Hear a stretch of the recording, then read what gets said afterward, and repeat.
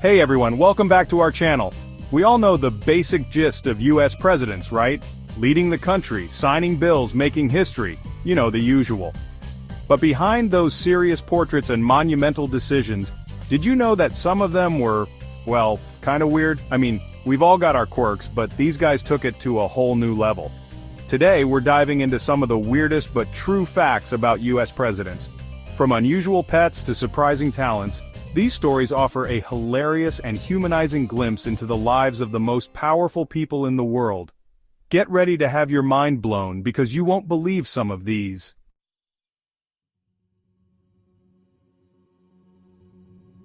Our sixth president, John Quincy Adams, was known for his sharp intellect and diplomatic skills. He negotiated treaties, navigated international crises, and even drafted the Monroe Doctrine. But amidst all that serious business, Adams had a rather peculiar morning routine. Every single day, rain or shine, Adams would take a dip in the Potomac River. And not just a casual dip with his water wings and floaties, we're talking a full-on skinny dip. That's right, the President of the United States, in all his presidential glory, preferred to greet the day au naturel. It was said that this morning ritual invigorated him and prepared him for the day's challenges. Who needs coffee when you have a brisk, naked swim in the Potomac, right? I mean, I can't knock it till I try it, right? Now you might be thinking, how do we even know about this daily ritual? Well, Adams was a meticulous diarist, and he documented his skinny dipping adventures in great detail. In fact, one morning while Adams was enjoying his usual swim, a group of women spotted him. Shocked and scandalized, they stole his clothes, leaving the president stranded and well exposed. Imagine the headlines: President held hostage by clothing thieves, or Naked and Afraid Presidential Edition. Luckily for Adams, the women eventually returned his clothes, but the story became a legendary tale whispered through the halls of history. So next time you think about the presidents as stiff figures on dollar bills, remember John Quincy Adams and his invigorating morning swims. It just goes to show, even the most powerful people have their quirks.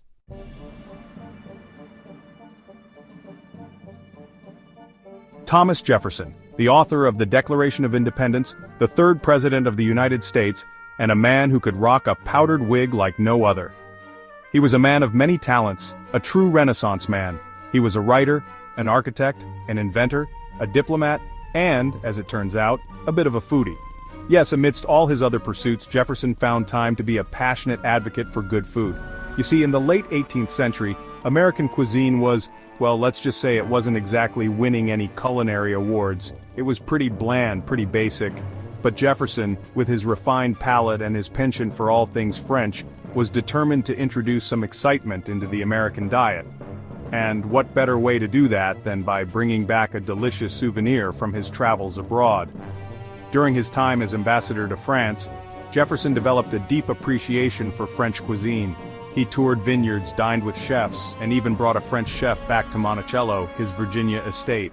But perhaps the most impactful culinary contribution Jefferson made was introducing macaroni and cheese to the United States. That's right, the dish we all know and love, the ultimate comfort food, owes its existence in America to Thomas Jefferson. He encountered this cheesy delight during his travels and was so smitten with it that he brought back a recipe and even had a pasta machine shipped to Monticello. Can you imagine? The Declaration of Independence, the Louisiana Purchase, and now the introduction of mac and cheese? Talk about a legacy. It's enough to make you wonder what other culinary secrets might be hidden in the archives of presidential history. Stay tuned, because we've got a lot more weirdness to uncover.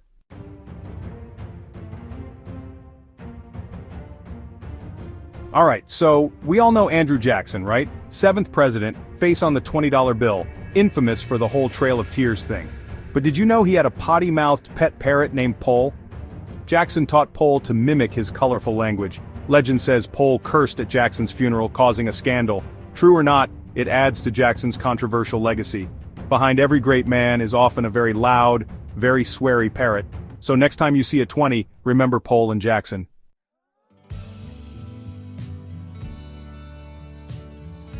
From humble beginnings to leading a nation through a civil war, Abraham Lincoln's life story is basically the OG American dream, right? But hold on to your stovepipe hats, folks, because we're about to add another layer to Honest Abe's legacy bartender extraordinaire. You see, before he was freeing slaves and delivering iconic speeches, young Lincoln was trying his hand at a different kind of public service, slinging drinks. That's right, in 1833, Lincoln and a friend opened a saloon called Berry and Lincoln in New Salem, Illinois. Now, this wasn't exactly a swanky speakeasy. It was a rough and tumble kind of place. The kind where you could get a stiff drink, gamble a bit, and maybe even witness a brawl or two. But hey, a young man's gotta make a living, right? And according to historical records, Lincoln wasn't just a silent partner in this venture. He was actually quite the hands-on bartender, known for his honesty, shocker, I know, and his ability to keep the peace among the rowdy clientele. More than meets the martini shaker. Now you might be wondering, what does Lincoln's stint as a bartender tell us about the man who would become the 16th president? Well, for starters, it shows us his entrepreneurial spirit. This was a guy who wasn't afraid to roll up his sleeves and try new things, even if it meant working in a less than glamorous profession. It also speaks to his character. Even in the rough and tumble world of a frontier saloon, Lincoln was known for his honesty and fairness. He even once walked miles to return a few cents he'd overcharged a customer. And let's not forget his people skills. Being a bartender is all about connecting with people, listening to their stories, and maybe offering a bit of advice or a sympathetic ear. These are all skills that would serve Lincoln well later in life, both as a lawyer and as a politician. So, the next time you raise a glass to Honest Abe, remember that he wasn't just a great president, he was also a pretty darn good bartender. And who knows, maybe he even invented a signature cocktail or two during his time behind the bar. The Lincoln Margarita, anyone?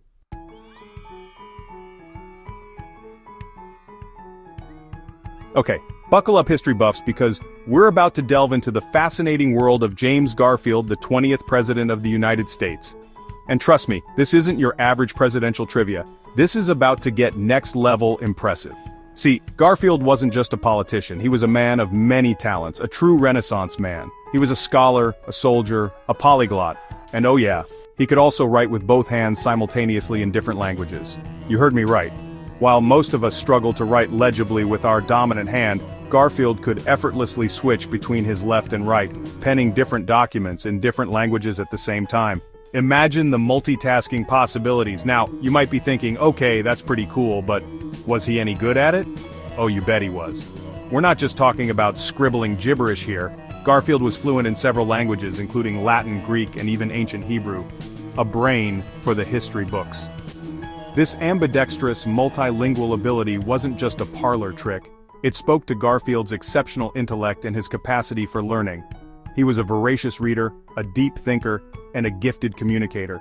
Imagine the kind of president he could have been if his term hadn't been tragically cut short by an assassin's bullet just a few months after he took office. Some historians believe that Garfield had the potential to be one of America's greatest presidents, a true visionary leader. But even with his shortened time in office, Garfield left an indelible mark on American history.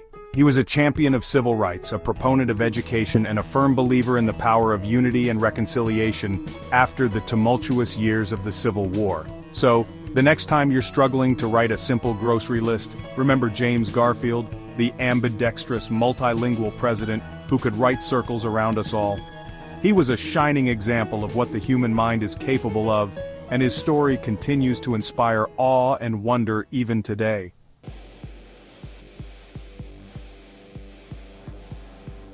More weird but true facts about US presidents. And next we explore Calvin Coolidge and his unusual pet, a raccoon named Rebecca. Rebecca was sent as a Thanksgiving gift in 1926. Originally meant for dinner, Coolidge decided to keep her. Rebecca became a beloved, mischievous member of the Coolidge family. She often joined Coolidge for meetings, perched on his shoulder. Eventually Rebecca was moved to the National Zoo. Her legacy as a beloved presidential pet lives on.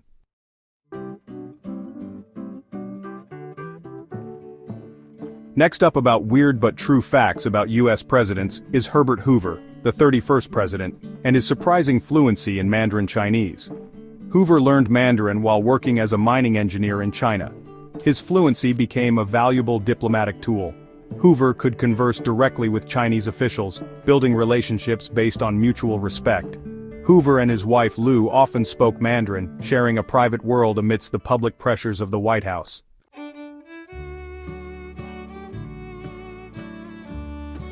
More weird but true facts about US presidents, where we explore quirky, unexpected, and sometimes downright strange details about historical figures. We're diving into Lyndon B. Johnson, the 36th President of the United States, and his unconventional approach to multitasking. Known for his relentless work ethic and domineering personality, LBJ often conducted meetings from the bathroom. He saw no separation between his public and private life, issuing orders and negotiating deals while attending to other matters. Imagine advisors in the Oval Office, hearing the president's voice booming from the bathroom, continuing the conversation as if nothing unusual were happening. It was a testament to his single-mindedness and focus, blurring the lines between personal life and presidential duties.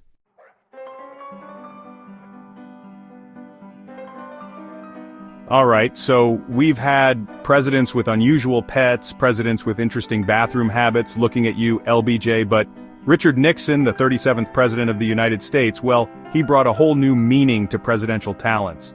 See, Nixon wasn't just a politician caught in the throes of Cold War tensions, he was a musician. Not just a casual strummer or a hum-in-the-shower kind of guy. No, Nixon was proficient in not one, not two, but five. Count 'em, 5 musical instruments. The piano was his first love, a gift from his mother when he was a young boy. He apparently wasn't too shabby at it either, even playing on the Jack Benny Show in 1961. But his musical talents didn't stop there. Nixon also dabbled in the violin, saxophone, clarinet, and accordion. I mean, talk about a presidential orchestra. You could practically form a band with the instruments Nixon could play. It really makes you wonder what kind of tunes echoed through the White House halls during his time. Now, we all know Nixon for, well, Watergate. It's a stain on his presidency, one that often overshadows any other aspect of his life and career. But amidst the political drama and scandal, it's kind of refreshing, dare I say humanizing, to uncover these quirky details. It reminds us that presidents, for all their power and influence, are just people. They have hobbies, passions, maybe even a secret desire to jam out with a saxophone late at night. I, for one, would love to hear Nixon's rendition of a Beatles classic or maybe a soulful saxophone solo. But alas, history only leaves us with snippets and anecdotes. Still, it's these little details that make history so fascinating. They remind us that behind every historical figure, there's a whole life, full of complexities and contradictions. And who knows, maybe somewhere out there, in the depths of the presidential archives, lies a lost Nixon mixtape just waiting to be discovered.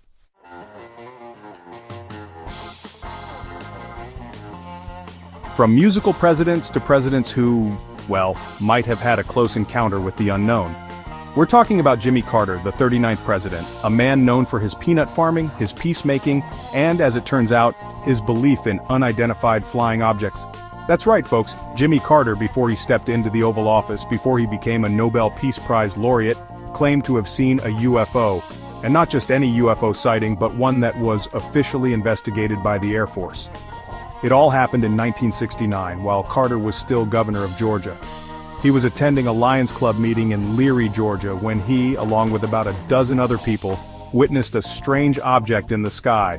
According to Carter, the object was bright red and as bright as the moon, changing colors and sizes as it moved erratically across the evening sky.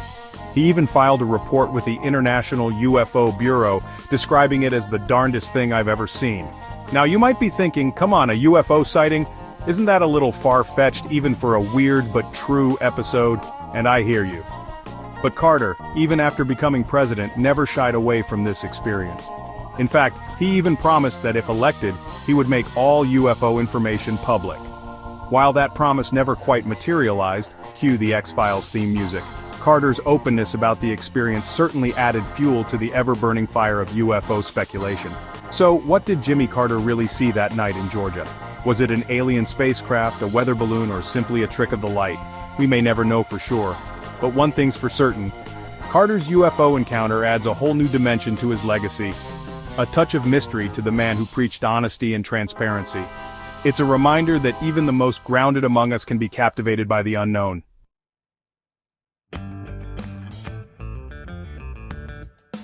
Well, there you have it, folks. From skinny-dipping presidents to UFO sightings, we've journeyed through some of the weirdest, most unexpected facts about the leaders of the free world. And while these quirky tidbits might not be found in your average history textbook, they offer a glimpse into the human side of these larger-than-life figures. Thanks for watching. If you enjoyed these weird but true facts, make sure to like and subscribe for more amazing content. See you next time.